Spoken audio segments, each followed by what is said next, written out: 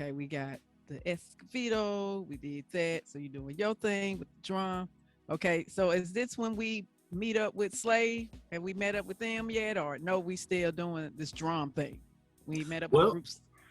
here's the thing. We had a group locally, several members that ended up enslaved called the Young Mystics when we were in high school.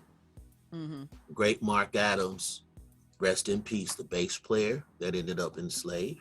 That's a cold brother there on bass. Yeah, Mark Ooh. is cold. Tom Lockett was the horn player that ended up enslaved. And Floyd Miller also played trombone and Mm-hmm. percussion and sang, and he ended up enslaved.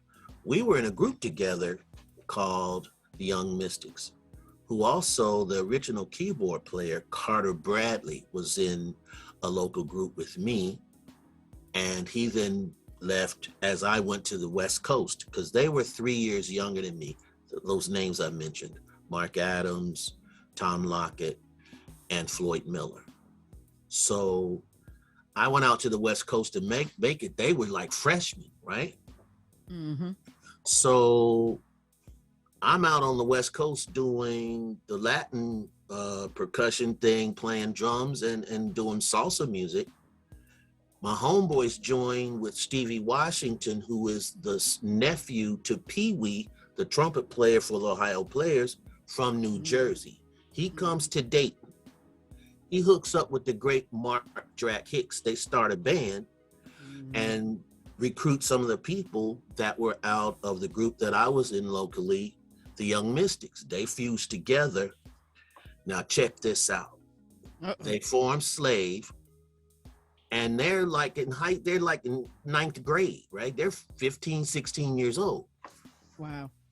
I'm on, I'm at walking down the street, and I go into the house and I'm hearing doom, doom, doom, doom, doom, doom. I'm like, man, I like that. I'm listening to the radio.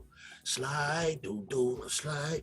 I'm like, I got to snatch that up. So I went to the record store. I said, I heard this something slide. It was Slave. Oh, yeah, we got that. That's some new heat.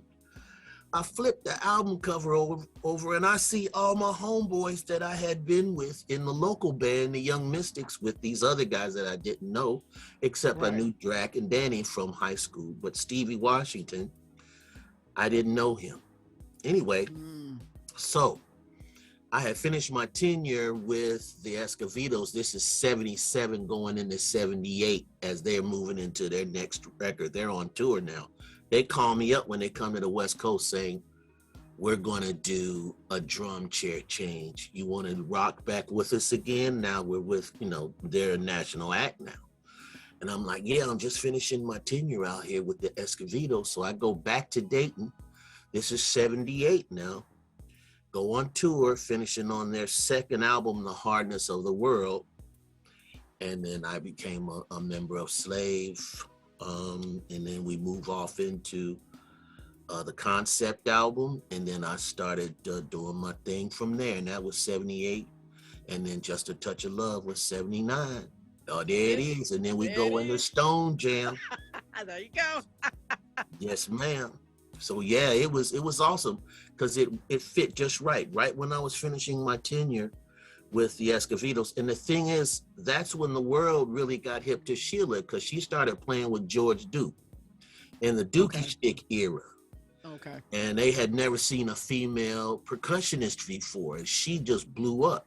Mm-hmm. So it's interesting how that band went in. And listen, the featured soloist in that Escovedo band, Carlos Santana, had stepped away from Santana for a while. He just wanted to do something different.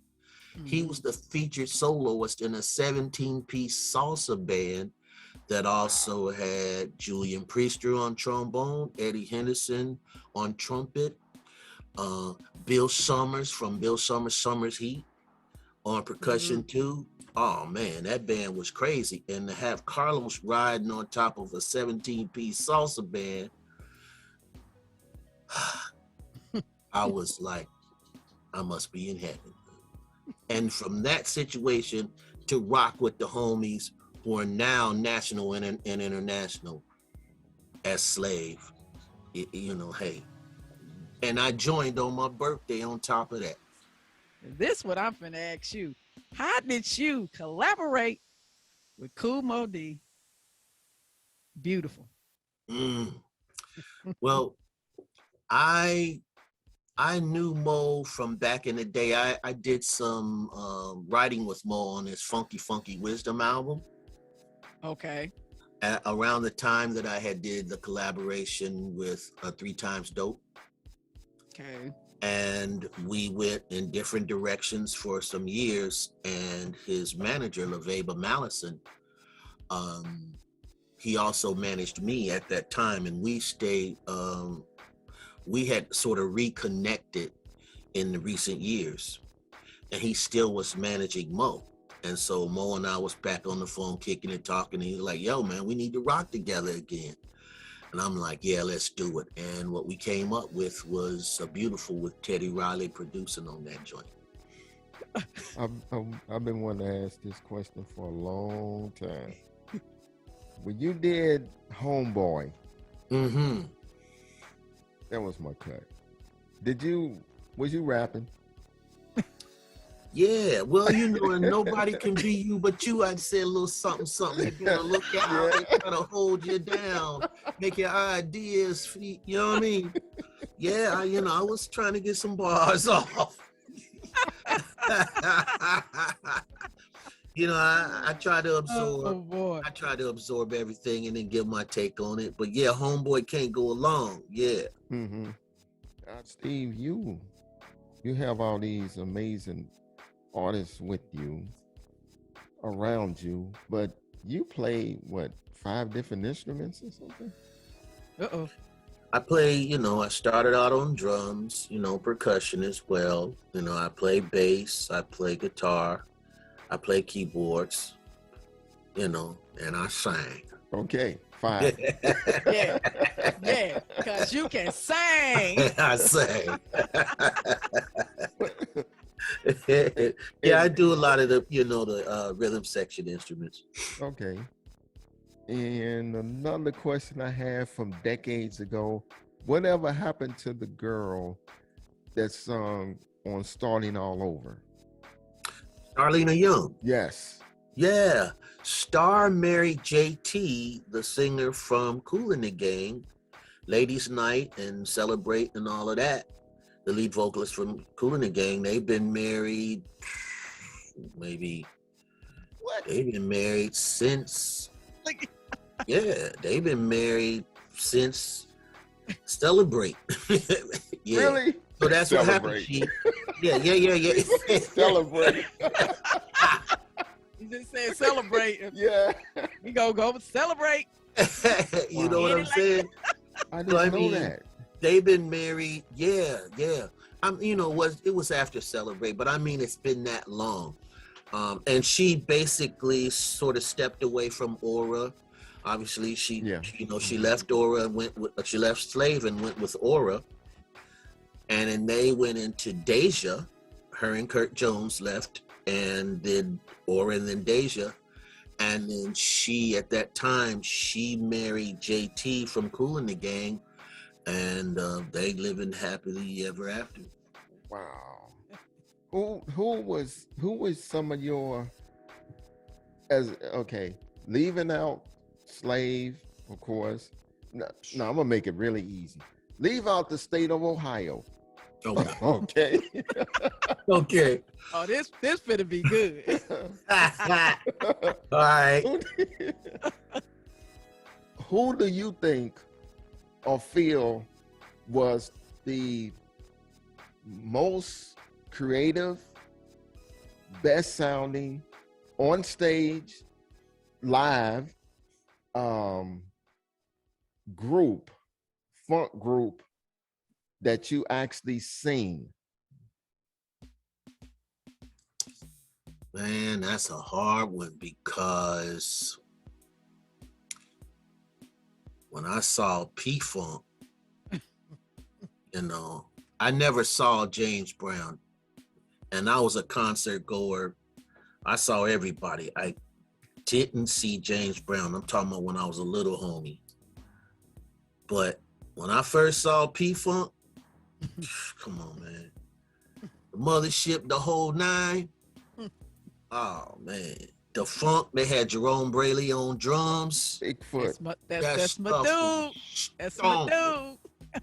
I'm like, yo, that stuff is so nasty. That's like some old school pop, shaving cream, the stanky kind when you walk in the crib. Oh, there go Pop with the shaving cream. They was funky like old Was shaving cream in the can. that Smith? That was That's that that. stuff my uncle was I using. forgot the name of it. Stonk. God That stonk. stuff was stanky. That's how cold-blooded P-Funk was. So, Wow. you know, I And then- guess the first introduction to it was like, oh my goodness, was George in there, man. Bootsy was there the whole nine. It was crazy. I'm gonna go with P-Funk. Okay. And I got to go with Sly too. Don't wait a minute. I saw Sly. Now wait a minute now. Check this out. I saw Sly. I was right there because on my concert, I'm getting to the front row. That's just all there is to that. I'm getting it, right? That's gonna happen. So I'm right there in the front. Sly's an hour late. And we waiting. He had a whole wall of white acoustic amps. It was just a wall of white acoustic amps. And we waiting. We know Sly's known for like maybe not showing up or making you wait maybe a two-piece, right?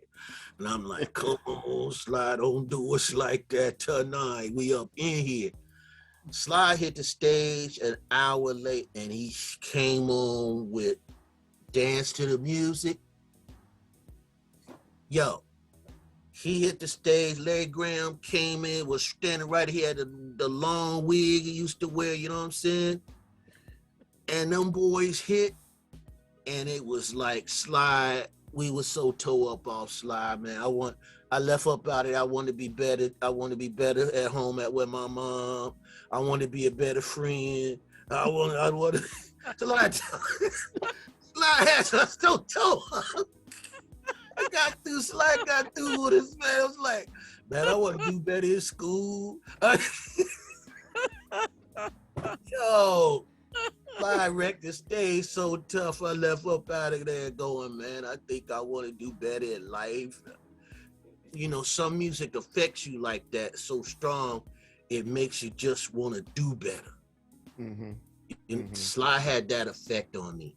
So I had to throw Sly in there with P-Funk for two different. Sly was just, I mean, he gonna hit you with, you know, Dance to the Music, but then he gonna hit you with your Family Affair. I mean, he gonna hit you with all this heat. You know, you can make it if you try.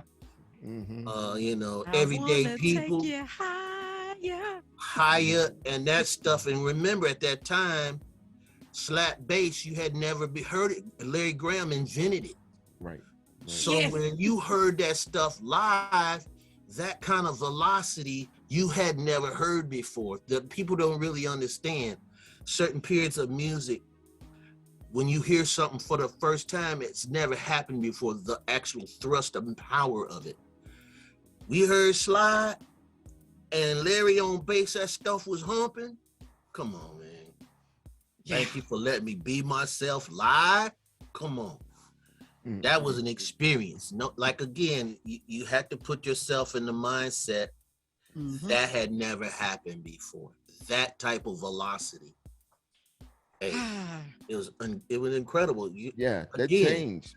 You're seeing something for the first time. That stuff wasn't happening. James Brown, there wasn't that kind of theatrics and the volume in which you're hearing the music coming at you. You know, you now have stage equipment. You have sound systems now that are built for arenas and things like that. You know, so now you're hearing sound at an impact you've never heard before. And with it being that bottom heavy and that stomping and funky, it sounds like a freight train coming. It sounds like a monsoon headed your way. Oh yeah, man. I picked all of that. I was just too done. It was like, oh my God. So those two acts for me set the whole course for my whole deal. Right on. Any tour dates? Or are we gonna wait to some of this stuff die down for a little bit. Well, before we yeah, do because you anything. know what? Shows, I've had shows, I've had so many shows pushed back Mm, from all over the world because as soon as you feel like, oh, okay, we're starting to get a move going now, mhm, and then all of a sudden we get another surge. mhm, So I'm just like, hey, you know what? I'm just gonna lay in the cut for a minute, continue to work on these collabs, like I said, and working on new music. And I'm just gonna ride things out for a while and see how things happen towards spring. You know what I'm saying? See where things are.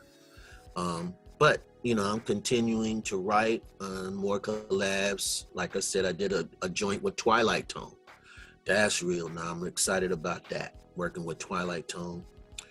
Like I said, Roy Davis Jr. and got some couple joints from Thundercat as well. So, you know, there's some things going on and I'm still moving forward and doing things, and I can't wait to get back out on the road. mm. Um, so I'm just riding things out, staying safe. So when that happens, I'll be able to show up, right? Because I mean, just lately, I mean, you're just seeing this surge, and so many people I know have got COVID and gotten sick. Mhm. So I'm just trying to stay healthy and stay out the way, and pick and choose moves, you know, that I can make and need to make, Mhm. and then be ready, you know, when we get this thing lifted up off of us enough to feel cool about a string of dates. You know, you do something here, there, boom, boom, but I'm talking about getting out here and banging it, you know what I mean? Yeah. Well, we would love to see you back in St. Louis. Hey, I can't wait. I'm I- gonna be ready. It's overdue. You gotta come back. Yeah, Gotta come back. no doubt, no doubt, no Bring the doubt. Hall of Fame band. And we still the Hall of Fame band? You still got that? Actually, you know what? I just go out as Steve Arrington and I do Okay. everything from my slave stuff to Hall of Fame, solo, to the new material, and the new Okay. material that's coming. It's a hodgepodge of my whole career. All But right. you know, I make sure that the heat is on, and I bring all the songs that people know me for and the new music with me. Right on. Appreciate that. Steve Arrington. Yeah. Number love. Wow. Oh man, dude, it's been an honor for real. You are one of the funny ones, man. You are- Hey, For real. nothing but love, man. I'm over here having a good time with the two of you. man. Oh, no. You know what it is. Oh, And it- With the two of you. See, it ain't the glasses. He's just cool. that's it. Because he cool like Yeah, that. That's because- it. Come on. Well, I'm gonna tell you something. The 1-2 punch you guys have is dope, man. And I've Oh, wow. enjoyed myself thoroughly. Thanks. And Thank you. yeah, I've had a good time. I've had a good time, man. I want y'all to know that this was real. Thank you. Thank you. DJ Lady Jock, Yes, sir. KDHX, and DJ Lady Jock, also known as T, right? Right on. That's what I call her. Yeah, Yup, that's what he- that's what I call her. That's what he called.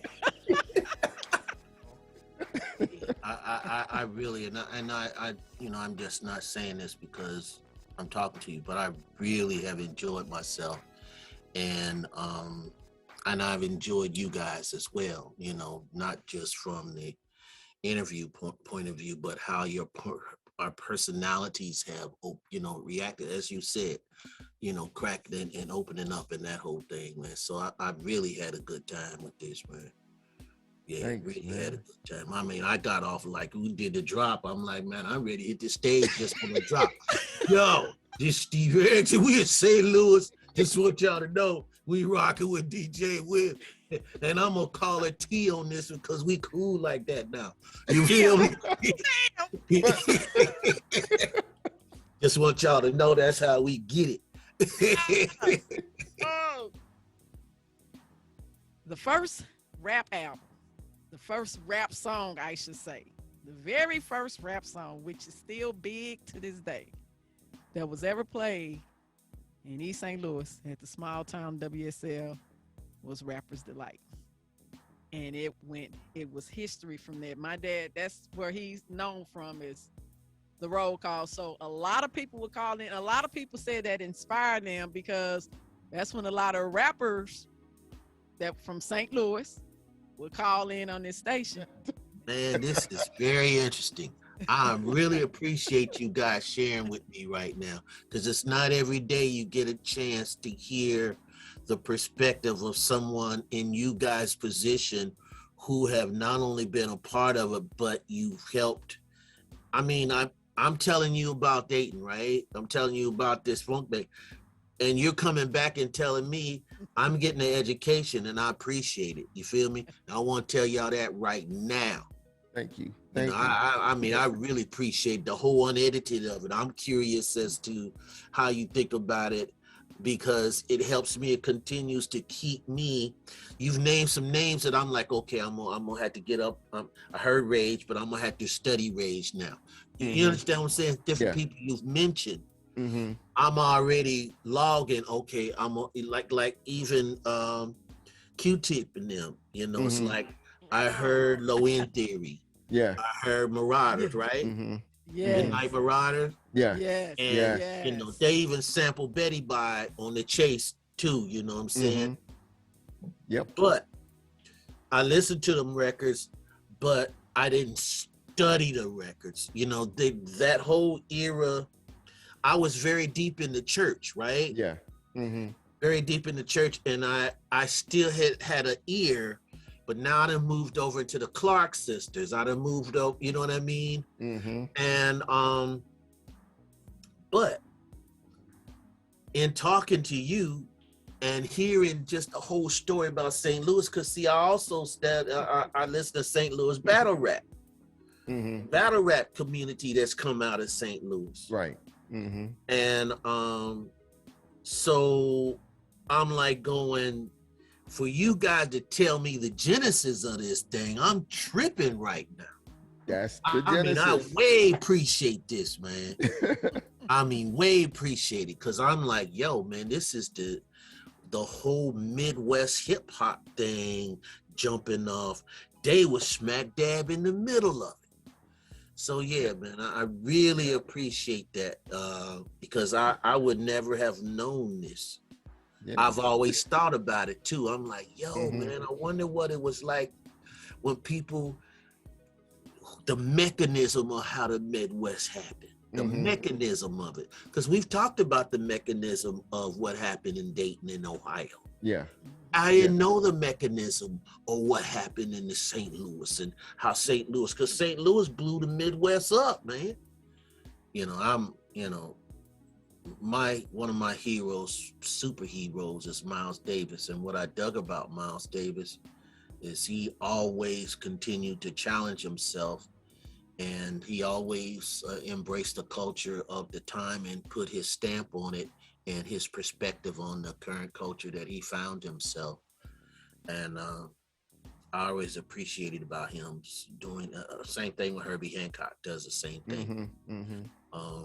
And so does Carlos Santana. He does the same thing too. So, you know, people like that have been very inspirational to me, and to continue to move in that type of way for myself.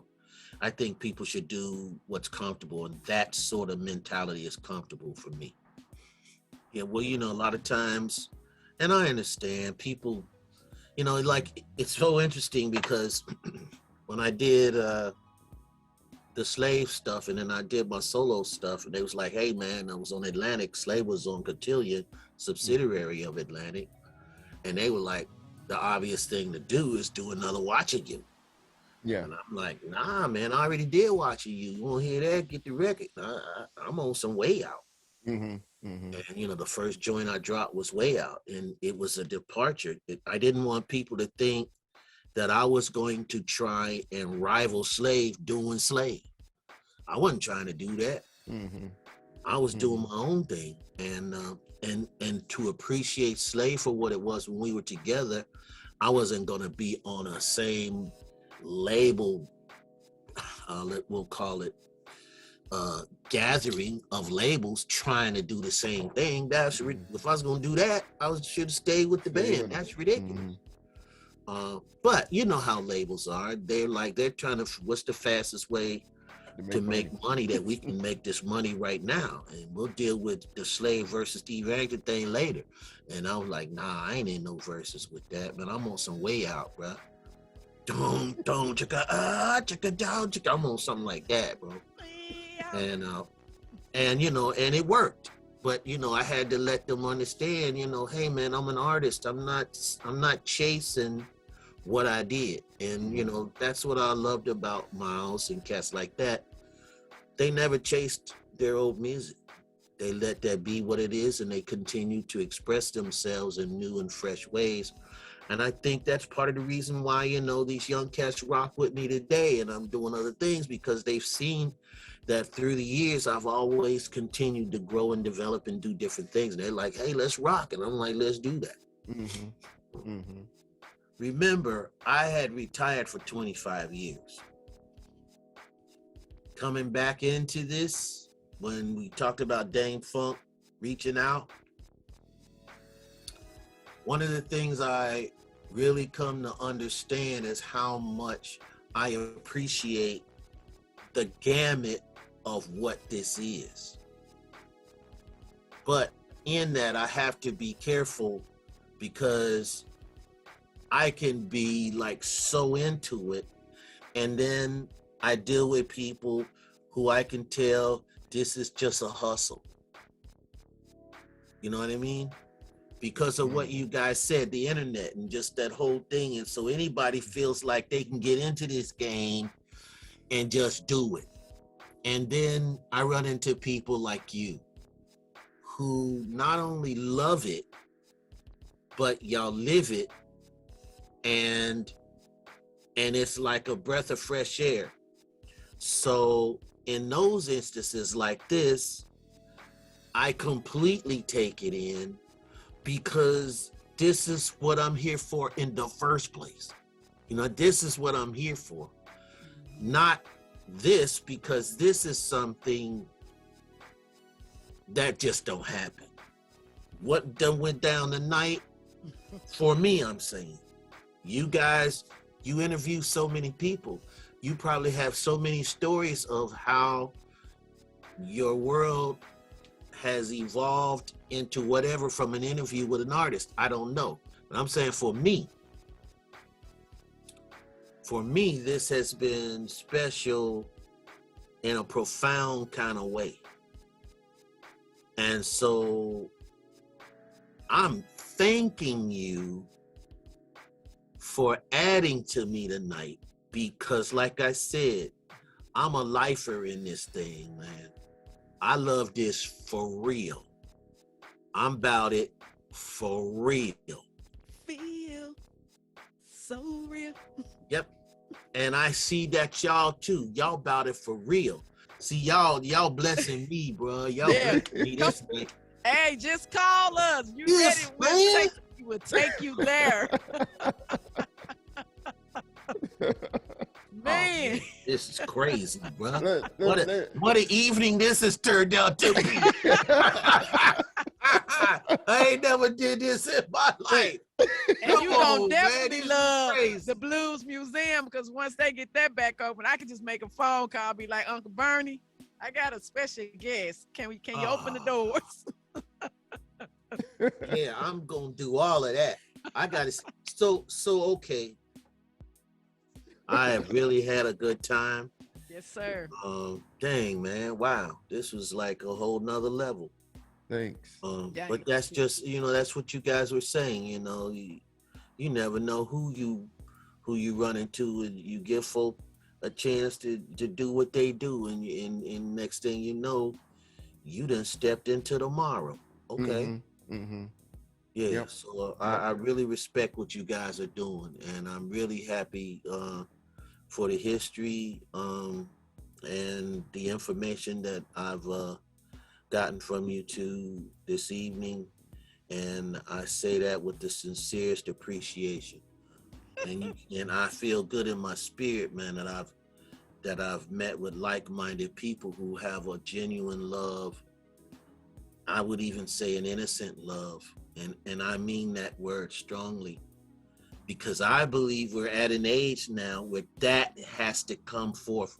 What y'all do, what we talking about, what you guys have laid out to be, I believe at this age of where we are politically and where we are culturally and what's going on out here, it's people like you who have that innocent love for this thing.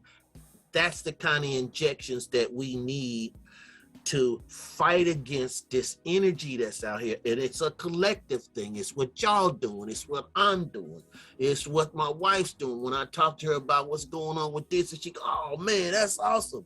The collective energy of all of that is the force field to push back, because that's all these other people are doing. With all this negative, they have a collective energy that they trying to overtake. And people like yourself that I plug in, I'm like, I plug in with that right there.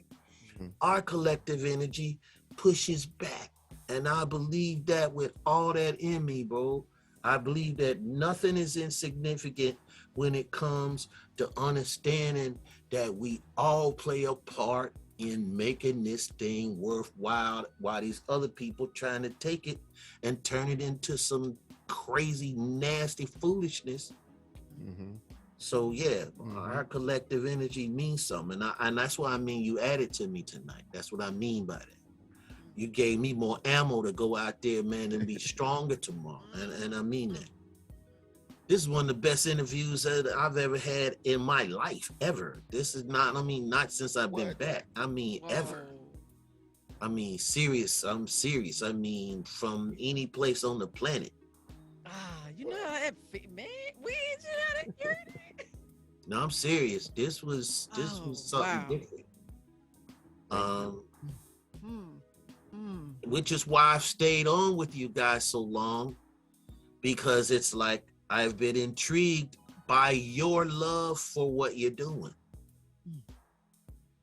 Yeah, so yeah, this is a special night. I'll never forget this long as I live. That's real talk. Thank you. That's real talk, man. I'll never forget this. Well, hey man, y'all definitely got the real. So I'm a supporter. I rocks with you guys, man. I rocks with you. And I appreciate you. And yeah, man, I got to tell the wife about this one, because before she was, you know, she's like, okay. She let me know it was an hour. It was like, and I said, okay, let me get my Zoom ready and everything ready. You know, it's like, oh, okay, you know. And here we are. We still talking right now. It's 11 o'clock. And we kicking it. And I ain't sat up there for 1 second thought, what am I doing? Yeah. You know what I'm saying? Yeah. I ain't thought that for a second. Yeah, I'm looking forward to you guys doing that. Yes, sir. Yeah, Gem City in full boom. We have to show them what we got. Oh yeah. He don't think we got it. We gonna have to show him what we got. Okay. You know. Okay. What is this? Missouri? Show me state. Show me state. Yeah. Yeah. Yeah. Okay. Yeah. All right. We got you, man. Show me state. You know, he gonna be like, dag, I went to Chicago. I should have went to St. Louis. Hey, I'm ready to do this. I'm ready. Y'all have me like this here. Hey. Yeah. No. I'm trying to get that off.